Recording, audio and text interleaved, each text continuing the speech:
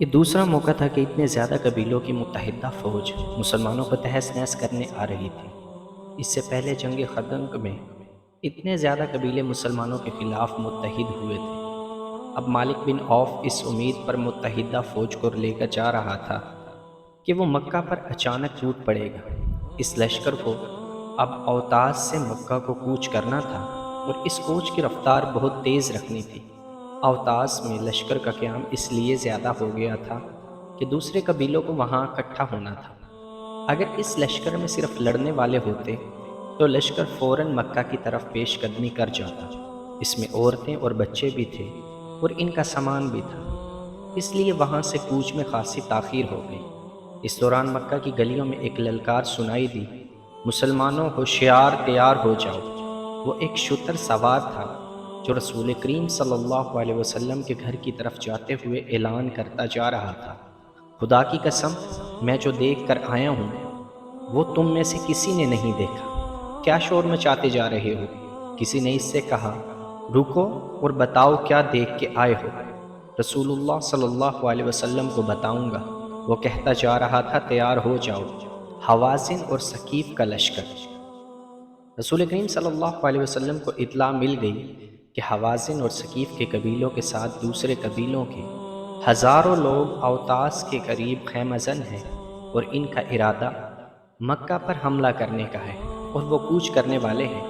تاریخوں میں اس شخص کا نام نہیں ملتا جس نے اوتاس میں اس متحدہ لشکر کو دیکھا اور یہ بھی معلوم کر لیا کہ لشکر کا ارادہ کیا ہے۔ مورخوں نے اتنا ہی لکھا ہے کہ رسول کریم صلی اللہ علیہ وسلم کو قبل از وقت غیر مسلم قبیلوں کے اجتماع کی خبر مل گئی۔ ان مورخوں کے مطابق اور بعد کے مبصروں کی تحریروں کے مطابق رسول کریم صلی اللہ علیہ وسلم کی خواہش اور کوشش یہ تھی کہ جنگ و جدل سے گریز کیا جائے اور ان غیر مسلموں کو جو آپ صلی اللہ علیہ وسلم کو اور مسلمانوں کو دشمن سمجھتے اور آپ صلی اللہ علیہ وسلم کے خلاف سازشیں تیار کرتے رہتے تھے، انہیں خیر سگالی اور بھائی چارے کے پیغام دیے جائیں۔ اس خواہش اور کوشش کے علاوہ جنوری 630 میں حضور صلی اللہ علیہ وسلم لڑنے کی پوزیشن میں نہیں تھے، کیونکہ آپ صلی اللہ علیہ وسلم نے مکہ کو چند ہی دن پہلے اپنی تحویل میں لیا تھا اور شہر کے انتظامات میں مصروف تھے۔ حضور صلی اللہ علیہ وسلم کو مشورے دیے گئے کہ شہری انتظامات کو ملتوی کر کے دفاعی انتظامات کی طرف فوری توجہ دی جائے اور دشمن کے حملے یا محاصرے کا انتظام کیا جائے۔ رسول اللہ صلی اللہ علیہ وسلم نے مشورہ دینے والوں سے یہ کہہ کر ان کا مشورہ مسترد کر دیا کہ ہم یہاں دفاعی مورچے بنا کر ان میں بیٹھ جائیں، اور جب دشمن کو یہ خبر ملے کہ ہم بیدار ہیں اور قلعہ بند ہو کر بیٹھ گئے ہیں تو دشمن مکہ سے کچھ دور خیمہ زن ہو کر انتظار میں بیٹھ جائے گا کہ ہم دفاع میں ذرا سی کوتاہی کریں اور وہ شہر کو محاصرے میں لے لیں یا سیدھی یلغار کر دے، تو یہ دشمن کو دعوت دینے والی بات ہوگی کہ مسلسل خطرہ بن کر ہمارے سروں پر بیٹھا رہے۔ اس دور کے مختلف تحریروں سے صاف پتہ چلتا ہے کہ رسول کریم صلی اللہ علیہ وسلم نے یہ اصول وضع کیا اور مسلمانوں کو ذہن نشین کرایا تھا کہ دشمن اگر اپنے گھر بیٹھ کر ہی للکارے تو اس کی للکار کا جواب ٹھوس طریقے یعنی عملی طریقے سے دو۔ دوسرا یہ کہ دشمن کی نیت اور اس کے عزائم کا علم ہو جائے تو اپنی سرحدوں کے اندر بیٹھ کر انتظار نہ کرتے رہو، اس پر حملہ کر دو۔ اور حضور صلی اللہ علیہ وسلم نے اپنی امت کو تیسرا اصول یہ دیا کہ ہر وقت تیاری کی حالت میں رہو اور دشمن کو احساس دلا دو کہ وہ تمہیں للکارے گا یا تمہارے لیے خطرہ بننے کی کوشش کرے گا تو تم بجلی کی طرح اس پر گوندو گے۔ نہیں، ایسا نہیں ہو سکتا۔ مالک بن عوف اپنے خیمے میں غصے سے بار بار زمین پر پاؤں مارتا اور کہتا تھا، وہ اتنی جلدی کس طرح یہاں تک پہنچ سکتے ہیں؟ کیا ہم اپنے ساتھ غداروں کو بھی لائے تھے جنہوں نے محمد صلی اللہ علیہ وسلم کو بہت دن پہلے خبردار کر دیا تھا کہ ہم آ رہے ہیں؟ خود جا کر دیکھ لے مالک۔ بوڑھے دریت نے کہا، اپنی آنکھوں سے دیکھ لے، اگر میں جھوٹ بول رہا ہوں تو اپنے دیوتا لات کو دھوکہ دے رہا ہوں۔ اس آدمی نے کہا جو دیکھ کر آیا تھا کہ مسلمانوں کا ایک لشکر جس کی تعداد کم و بیش 10,000 تھی حنین کے قریب آ کر پڑاؤ کیے ہوئے تھا۔ اس نے کہا، انہوں نے خیمے نہیں گاڑے وہ تیاری کی حالت میں ہے، اور یہ بھی جھوٹ نہیں کہ اس لشکر کا سپہ سالار خود محمد صلی اللہ علیہ وسلم ہے۔ مالک بن عوف غصے سے باولا ہوا چلا رہا تھا۔ وہ مسلمانوں پر اچانک ٹوٹ پڑنے چلا تھا۔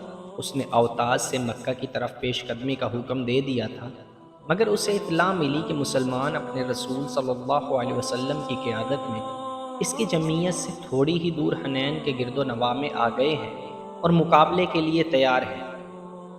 غصہ تیری عقل کو کمزور کر رہا ہے مالک، طریت نے اسے کہا۔ اب محاصرے اور یلغار کو دفاع سے نکال اور اس زمین سے فائدہ اٹھا جس پر مسلمانوں سے تیرا مقابلہ ہوگا۔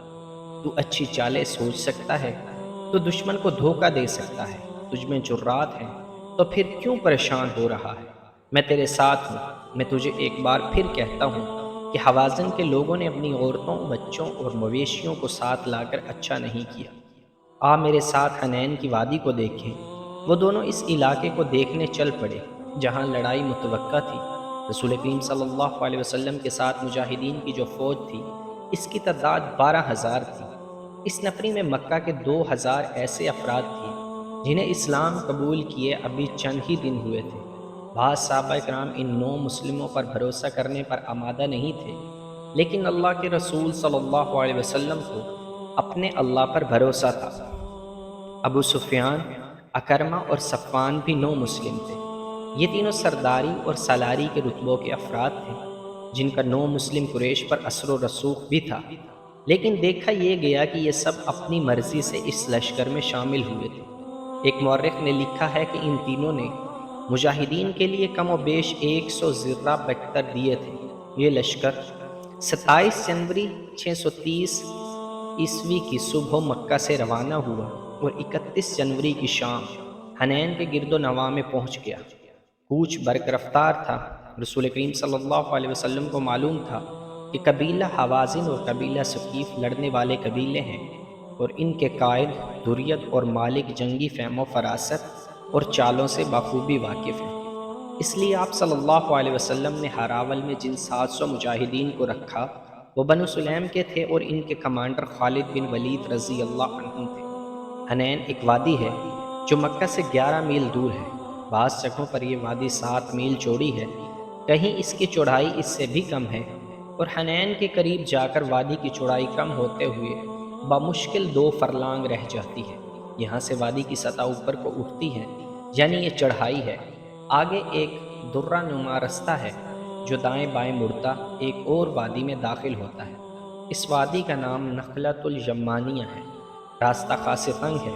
مسلمانوں نے اپنے جاسوسوں کی آنکھوں سے دیکھا کہ قبیلوں کی متحدہ فوج ابھی اوتاس کے قریب خیمہ زن ہے، مگر جاسوس رات کی تاریکی میں نہ جھانک سکے، یا انہوں نے ضرورت ہی محسوس نہ کی کہ رات کو بھی دیکھ لیتے کہ دشمن کوئی نقل و حرکت تو نہیں کر رہا۔ دن کے دوران متحدہ قبیلوں کے کیمپ میں کوچ کا پیش قدمی کی تیاری کے کوئی آثار نظر نہ آئے۔ کیمپ پر مردنی سی چھائی ہوئی تھی، کوئی سرگرمی نہیں تھی۔ 1 فروری 630 11 شوال کی سحر مجاہدین نے اوتاس کی طرف پیش قدمی کی۔ اسکیم یہ تھی کہ دشمن کے کیمپ پر یلغار کی جائے گی۔ امید یہی تھی کہ دشمن کو بے خبری میں جا لے۔ پیش قدمی مکمل طور پر منظم تھی۔ ہراول میں بنو سلیم کے مجاہدین تھے جن کے قائد خالد بن ولید رضی اللہ عنہ تھے۔ اس حیثیت میں خالد سب سے آگے تھے۔ اسلامی فوج کی نفری تو 12,000 تھی، لیکن اس باقاعدہ فوج کے ساتھ ایک بے قاعدہ فوج بھی تھی جس کی نفری 20,000 تھی۔ یہ مکہ اور گرد و نواح کے لوگ تھے جو فوج کی مدد کے لیے ساتھ آئے تھے۔ ایک واقعہ قابل ذکر ہے۔ اتنا زیادہ لشکر دیکھ کر بعض صحابہ اکرام نے بڑے فخر سے کہا، کون ہے جو ہمیں شکست دے سکتا ہے؟ 2 مورخوں نے لکھا ہے کہ اس فخر میں تکبر کی جھلک بھی تھی۔ خالد رضی اللہ عنہ اسلامی لشکر کے آگے تھے۔ وہ وادی حنین کے تنگ راستے میں داخل ہوئے تو صبح طلوع ہو رہی تھی۔ خالد نے اپنے گھوڑے کو ایڑ لگائی اور رفتار تیز کر دی۔ خالد جوشیلے جنگجو تھے اور جارحانہ قیادت میں یقین رکھتے تھے۔ وہ جب مسلمان نہیں ہوئے تھے تو قبیلہ قریش کے سردار اعلیٰ ابو سفیان سے انہیں سب سے بڑی شکایت یہ تھی کہ وہ انہیں کھل کر لڑنے نہیں دیتے تھے۔ ان کے قبول اسلام کی ایک وجہ یہ بھی تھی کہ انہوں نے رسول کریم صلی اللہ علیہ وسلم کی عسکری قیادت میں وہ جذبہ دیکھا تھا جو انہیں پسند تھا۔ خالد نے قبول اسلام سے پہلے اکرمہ سے بھی کہا تھا کہ میرے عسکری جذبے اور میدان جنگ میں جارحانہ انداز کی قدر صرف مسلمان ہی کر سکتے ہیں۔ رسول اللہ صلی اللہ علیہ وسلم کی خالد کی عسکری اہلیت اور قابلیت کی جو قدر تھی، اس کا ثبوت یہ تھا کہ وہ اتنے بڑے لشکر کے ہلاول کے کمانڈر تھے۔ صبح طلوع ہو رہی تھی جب خالد بن ولید رضی اللہ عنہ کا ہراول دستہ گھاٹی والے تنگ رستے میں داخل ہوا۔ اچانک زمین و آسمان جیسے پھٹ پڑے۔ حوازن، ثقیف اور دیگر قبیلوں کی متحدہ فوج کے نعرے گونج اور بجلی کی کڑک کی طرح بلند ہوئے اور موسلا دھار بارش کی طرح تیروں کی بوچھاڑ آنے لگی۔ یہ تیر دائیں بائیں کی چٹانوں اور ٹکڑیوں سے آ رہے تھے۔ یہ دشمن کی گھات تھی۔ مالک بن عوف اور دریت نے دن کے وقت اپنے کیمپ میں کوئی سرگرمی ظاہر نہیں ہونے دی۔ ایسے معلوم ہوتا تھا جیسے یہ جنگی کیمپ نہیں، کسی قافلے کا پڑاؤ ہے۔ شام کے بعد مالک بن عوف اپنی فوج کو حنین کے تنگ رستے پر لے گیا اور تیر اندازوں کو دونوں طرف چھپا کر بٹھا دیا۔ تیروں کی بوچھاڑ اچانک بھی تھی اور بہت زیادہ بھی۔ مجاہدین کے گھوڑے تیر کھا کر بے لگام ہو کر بھاگے۔ جو سوار تیروں سے محفوظ رہے وہ بھی پیچھے کو بھاگ اٹھے۔ تیروں کی بوچھاڑ اور تند و تیز ہو گئی، گھوڑے بھی بے قابو اور سوار بھی بے قابو ہو گئے۔ بھگدڑ مچ گئی، مت بھاگو۔ خالد بن ولید تیروں کی بوچھاڑ میں کھڑے چلا رہے تھے، پیٹھ نہ دکھاؤ، مقابلہ کرو، ہم دشمن کو۔ گھوڑوں اور سواروں کی بھگدڑ ایسی تھی کہ خالد بن ولید رضی اللہ عنہ کی پکار کسی کے کانوں تک نہیں پہنچی۔ کوئی یہ دیکھنے کے لیے بھی نہیں رکا تھا کہ خالد رضی اللہ عنہ کے جسم میں کتنے تیر اتر گئے ہیں، اور وہ پیچھے ہٹنے کی بجائے وہیں کھڑے اپنے دستے کو مقابلے کے لیے للکار رہے۔ وہ آخر بھگدڑ کے ریلے کی زد میں آ گئے اور ان کے دھکوں سے یوں دور پیچھے آ گئے جیسے سیلاب میں بہہ گئے ہوں۔ جب بھگدڑ کا ریلا گزر گیا تو خالد رضی اللہ عنہم اتنے زخمی ہو چکے تھے کہ گھوڑے سے گر پڑے اور بے ہوش ہو گئے۔ ہراول کے پیچھے اسلامی فوج آ رہی تھی، اس کے رضاکاروں کا بے قاعدہ لشکر بھی تھا۔ ہراول کا دستہ بھاگتا دوڑتا پیچھے کو آیا تو فوج میں بھی بھگدڑ مچ گئی۔ ہراول کے بہت سے آدمیوں کے جسموں میں تیر پیوست تھے اور ان کے کپڑے خون سے لال تھے۔ گھوڑوں کو بھی تیر لگے ہوئے تھے۔ مالک بن عوف کی فوج کے نعرے جو پہلے سے زیادہ بلند ہو گئے تھے سنائی دے رہے تھے۔ یہ حال دیکھ کر اسلامی فوج بکھر کر پیچھے کو بھاگی۔